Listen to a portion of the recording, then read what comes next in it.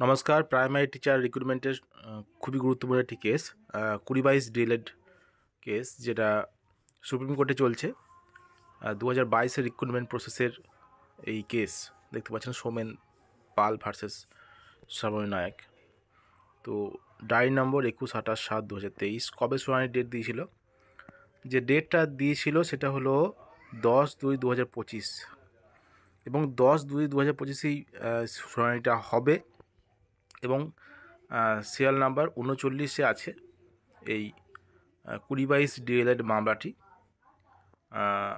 তো দেখা যাক যে 2022 ডিএলএড মামলাটি দীর্ঘ 2 বছর ধরে প্রায় চলছে সুপ্রিম কোর্টে। তো এই 2022 মামলাটির ওপরে কিন্তু প্রাথমিকের রিক্রুটমেন্ট প্রক্রিয়া, প্রাইমারিতে যে নিয়োগ প্রক্রিয়া, সেটা কিন্তু অনেকাংশে নির্ভর করছে পরবর্তী সময়ের জন্য। তো খুবই গুরুত্বপূর্ণ এই কেসটি পশ্চিমবঙ্গের প্রাথমিক শিক্ষক নিয়োগের ক্ষেত্রে, কেননা 2022-এর রিক্রুটমেন্ট প্রসেসের যে ভ্যাকেন্সিগুলো এখনও পড়ে আছে, সেগুলো কিন্তু এই কেসটির ওপরে অনেকাংশে নির্ভর করছে প্রাথমিক শিক্ষা পর্ষদের কথা মতো।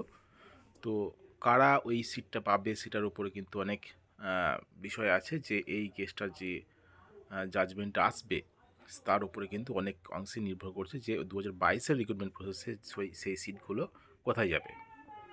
তো দেখা যাক কি হয় আগামী 10 তারিখ, কারণ 10 তারিখে এই 10ই ফেব্রুয়ারি এই 2022 মামলাটি উঠবে।